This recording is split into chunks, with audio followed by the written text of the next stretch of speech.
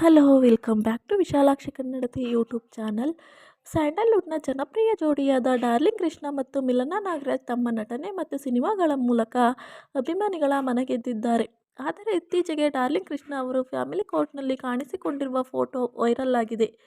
ಇತ್ತೀಚೆಗೆ ಡಿವೋರ್ಸ್ ಕೇಸ್ಗಳು ಹೆಚ್ಚಾಗಿವೆ. ಹಾಗಾಗಿ ಫ್ಯಾಮಿಲಿ ಕೋರ್ಟ್ನಲ್ಲಿ ಯಾರೇ ಸೆಲೆಬ್ರಿಟಿಗಳು ಕಾಣಿಸಿಕೊಂಡರೂ ಅಭಿಮಾನಿಗಳಲ್ಲಿ ಶಾಕ್ ಆಗೋದು ಸಹಜ.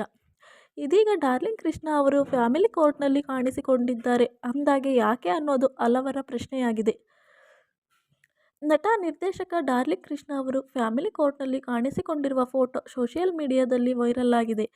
ಮಾಸ್ಕ್ ಧರಿಸಿ ಕೋರ್ಟ್ ಆವರಣದಲ್ಲಿ ಡಾರ್ಲಿಂಗ್ ಕೃಷ್ಣ ನಡೆದುಕೊಂಡು ಹೋಗುತ್ತಿರುವ ಫೋಟೋ ಇದಾಗಿದೆ. ಈ ಫೋಟೋ ಅಭಿಮಾನಿಗಳಲ್ಲಿ ಆತಂಕವನ್ನ ಉಂಟು ಮಾಡಿತು. ಕೆಲವರು ಈ ಜೋಡಿ ವಿಚ್ಛೇದನಕ್ಕೆ ಮುಂದಾಗಿದ್ದಾರೆಯೇ ಎಂದು ಊಹಾಪೋಹ ಮಾಡಿದರು. ಆದರೆ ಸತ್ಯವು ಬೇರೆಯೇ ಇದೆ. ಡಾರ್ಲಿಂಗ್ ಕೃಷ್ಣ ಅವರು ಫ್ಯಾಮಿಲಿ ಕೋರ್ಟ್ಗೆ ತಮ್ಮ ವೈಯಕ್ತಿಕ ವಿಷಯಕ್ಕಾಗಿ ಭೇಟಿ ನೀಡಿರಲಿಲ್ಲ. ಬದಲಿಗೆ ಇದು ಅವರ ಮುಂಬರುವ ಚಿತ್ರಕ್ಕೆ ಸಂಬಂಧಿಸಿದ್ದಾಗಿತ್ತು.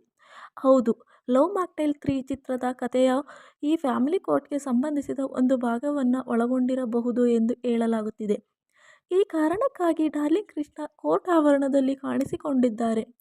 ಈ ಜೋಡಿಯ ದಾಂಪತ್ಯ ಜೀವನದಲ್ಲಿ ಯಾವುದೇ ಸಮಸ್ಯೆ ಇಲ್ಲ. ನಟ ಡಾರ್ಲಿಂಗ್ ಕೃಷ್ಣ ಹಾಗೂ ಮಿಲನಾ ನಾಗರಾಜ್ ಸುಮಾರು ವರ್ಷಗಳ ಕಾಲ ಪರಸ್ಪರ ಪ್ರೀತಿಸಿದ ಜೋಡಿ. 2020ರಲ್ಲಿ ಲವ್ ಮಾಕ್ಟೇಲ್ ಚಿತ್ರದ ಯಶಸ್ಸಿನ ಬಳಿಕ ತಮ್ಮ ಪ್ರೀತಿಯನ್ನು ಬಹಿರಂಗವಾಗಿ ಒಪ್ಪಿಕೊಂಡರು.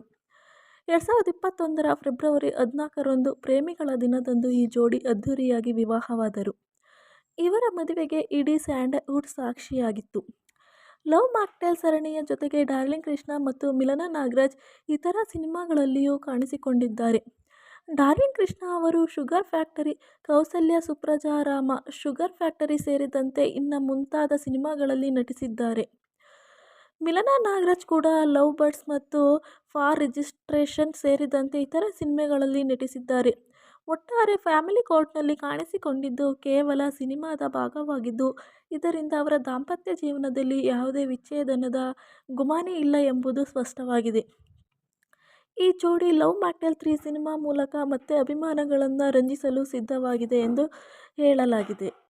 ಸೊ ಈ ವಿಡಿಯೋ ಇಷ್ಟ ಆಗಿದ್ರೆ ಲೈಕ್ ಮಾಡಿ, ಶೇರ್ ಮಾಡಿ ಮತ್ತು ನಿಮ್ಮ ಅನಿಸಿಕೆ ಅಭಿಪ್ರಾಯಗಳನ್ನ ಕಮೆಂಟ್ ಮೂಲಕ ತಿಳಿಸಿ. ಹಾಗೆಯೇ ಇನ್ನೂ ಯಾರೂ ವಿಶಾಲಾಕ್ಷಿ ಕನ್ನಡತಿ ಯೂಟ್ಯೂಬ್ ಚಾನಲ್ನ ಸಬ್ಸ್ಕ್ರೈಬ್ ಮಾಡ್ಕೊಂಡಿಲ್ಲ, ದಯವಿಟ್ಟು ಚಾನಲ್ನ ಸಬ್ಸ್ಕ್ರೈಬ್ ಮಾಡ್ಕೊಳ್ಳಿ. Thank you.